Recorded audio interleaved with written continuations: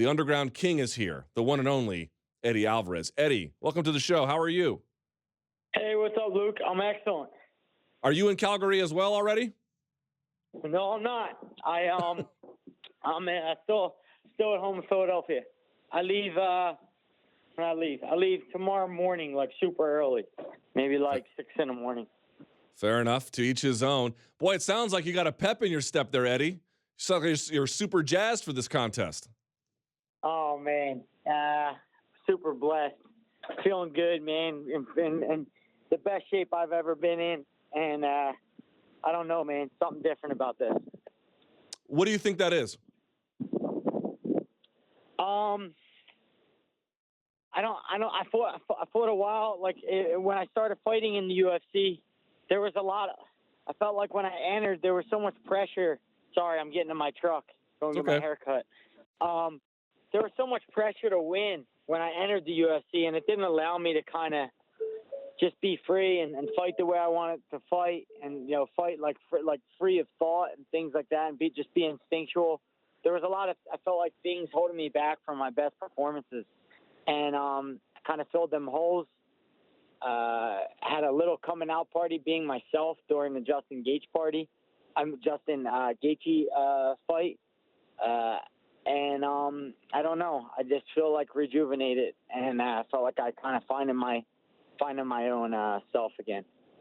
When you look back on the first fight, what's the biggest takeaway you have from it? Just too hesitant. I was coming off a loss. I was coming off one of the most embarrassing performances of my career. Still hesitant. Still questioning my own ability, my own ability to perform at a high level, things like that. And it just didn't look like myself. It looked like someone who was thinking too much. And so the Justin Gaethje win, it wasn't just getting back to the win column for you. It was also what? Finding yourself again? Just freeing my mind. During the fights, people in MMA say, "Oh, he's experienced, he'll win. He's experienced. He's going to win because of experience." People don't understand that experience can be a double-edged sword. With experience comes a lot of thought and thinking. And if you have a thought about every single experience or every single fight you have, it's very hard to not think about every movement and everything you're doing. And whenever you think, you slow up because you need to process what's going on. So I think just getting back to being instinctual and trusting my instincts and not having to control every single thing that goes on in the octagon, it allowed me to speed up, become faster, and, fight at the level I know how to fight.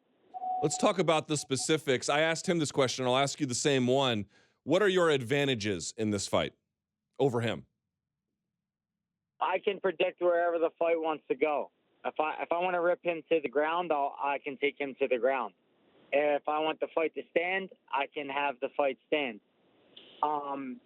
If it turns into a dog fight, I win every time.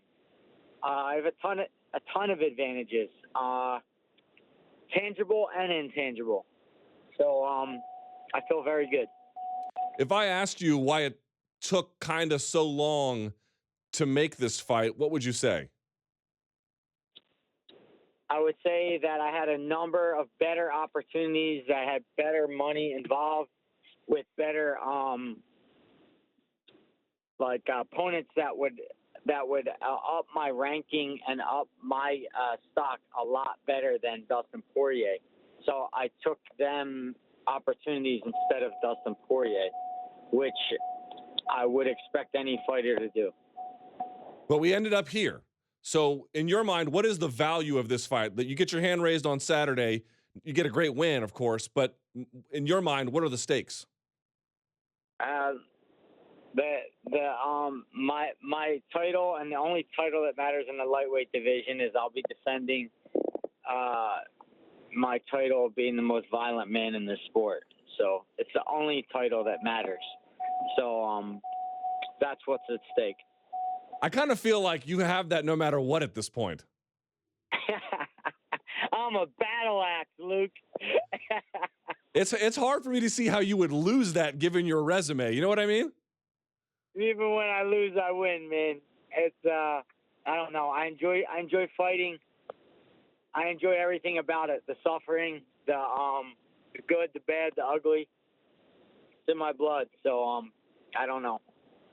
Now, Everybody has violence within them, even you.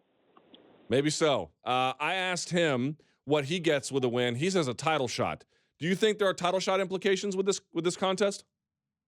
Of course. I mean, who else fights the opponents that me and Dustin have fought back to back? Who takes the risk that both of us fight back to back? I think both of us collectively have fought the best guys in this division. We take risks, fight after fight, and we finish fights. So I think there's not another guy, not even within. I don't think there's another guy within a quarter mile that should deserve the next title fight, other than the winner of this fight. So I think it's a pretty true statement. So in your mind, even if Conor comes back this year, the winner of this bout should get Khabib Nurmagomedov next? Look, I said we're talking about who should get it, but what will happen is a whole different thing. If Conor comes back, Conor will get it. I'm a realist. I'm not gonna I'm a realist. This is what's going to happen. The ability to make $100 million for the UFC is way more important than doing what's righteous and what's whatever for the company. So they'll have to hash out the Conor Khabib thing, have that fight happen, everybody make a lot of money and be happy, and then whoever's sitting waiting in the wing who is deserving, I guess, will get the next shot. Eddie, it's now well documented that you are heading into this contest on the last fight of your current UFC deal. Why are you doing that?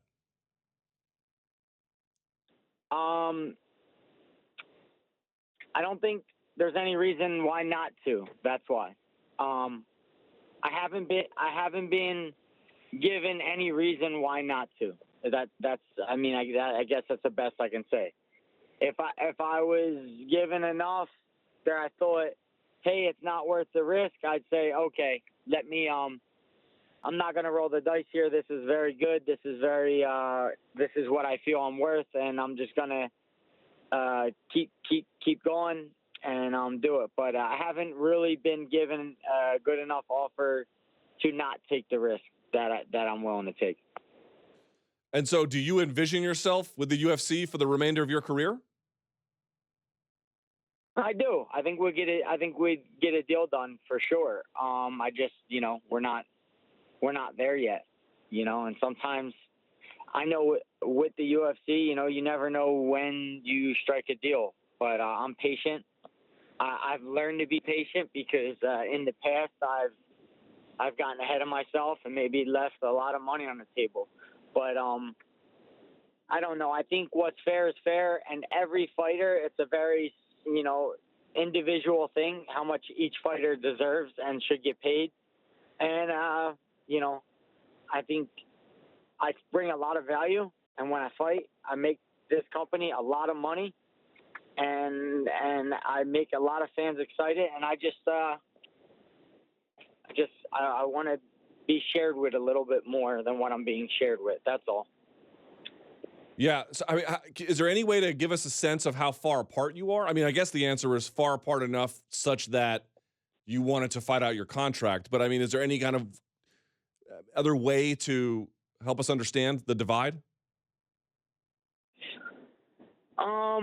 Is it significant divide? Yeah, it's I don't believe it's significant. No. I mean, considering how much the company makes, no, it's peanuts. It's a quarter. They'd be flicking me a quarter considering what they make when I fight. But what I'm asking for is not just what I feel I deserve right now. I mean, in the past 8 fights, I look at who I fought, co-main event, main events, some of the largest cards in UFC history, with the McGregor fight, sellout crowds, selling out MSG. I've been involved in some pretty lucrative things, and I felt like, I should be shared with a little more considering. So it is what it is. That's business, man. That's just the way it goes sometimes. How do you compartmentalize that where you say, okay, this is really important priority, but geez, I still got to fight Dustin Poirier on Saturday as well without having the former hang over the latter? Because I know how to separate things. Fighting is they lock a door, and I need to be focused for 25 minutes, and that's it. I mean, it's foolish to think, oh, I have to be focused every single second of the day. That's a very difficult thing to overcome, and I've done that when I was young. But I've learned when it's time to be a father, I need to be a father. When it's time to be a husband, I need to be a husband. When it's time to fight, I need to fight. It's a huge learning thing for me as a person, not just as a fighter, but to separate all of them.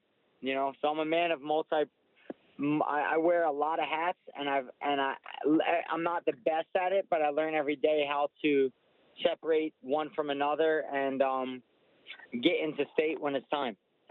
You know what I can't believe? I cannot believe that you haven't fought in Philly since 2010. How is that possible?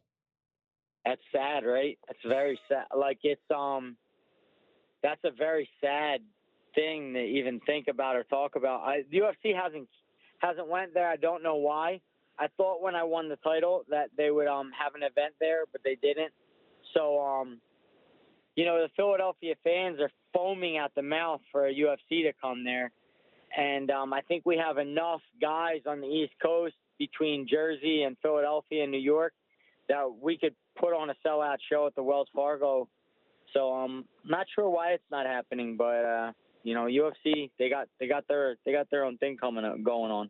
I know, but doesn't it feel weird on fight week? You're like, I'm going to Calgary to go fight Dustin when, I mean, I don't know the economics, but my hunch is, man, you're one of the few guys in MMA that's got a real and always has had a local following. It's just kind of odd. You guys are going to Canada and neither of you are from there.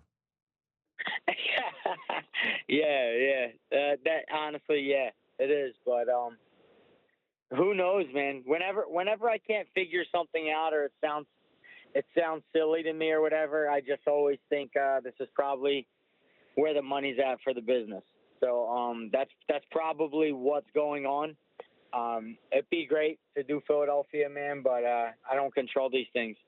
I fight in an alleyway wherever. If they're paying me and my opponent's there, I'll show up. I fought all over the world: Tokyo, Russia, Canada, Costa Rica, all over the world. I fought in Costa Rica in 100-and-something degree weather with no commission. I didn't wrap my hands. I wore women's gloves. I'll fight literally anywhere. Just have my check and my opponent there, and we'll get it done. Yeah, it is certainly a decorated history. Let's revisit the first fight for just a second if we can.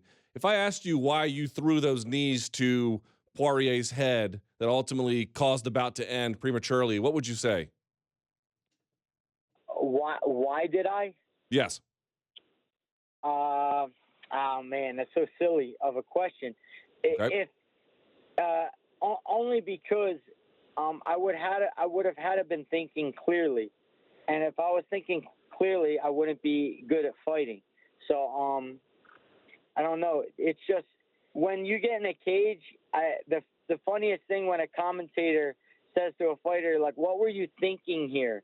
And I find that to be a funny question because sometimes the fighter actually answers it and acts like they're a lot smarter than what they are. They go, "Oh, I seen him go left, so I went here," and as if they're a lot smarter than what they really are. The truth is, almost everything we do inside of a cage is done instinctual. There is no thought involved, no thought pattern, no anything. It's an instinct. You do it, and I did it, and that's it. That is what it is. I don't, I'm sorry for what happened, but I'm just acting like instinctual in there. I'm just fighting and trying to survive. Eddie, we're tight on time, so let me ask you this. On Saturday night when the fight is over, when MMA fans visit MMAFighting.com, what is the headline going to be about your fight?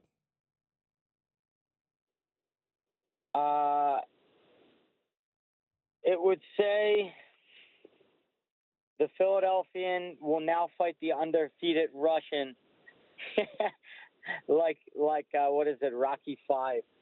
So we're gonna relive this movie again. The only guy who can take out the undefeated Russian is me. I'll dominate Dustin Poirier. I'm going to hit him. If he doesn't go out unconscious when I hit him, then I'll choke whatever's left of him, and then I'll finish him. But then I'll fight the undefeated Russian and win my title back. Eddie, I told Dustin this. I'll tell you the same thing. I think I speak for a lot of people when I say I cannot wait for Saturday. I really appreciate your time. Go get a haircut, which I'm sure will be excellent. And thank you for spending some time with us here today.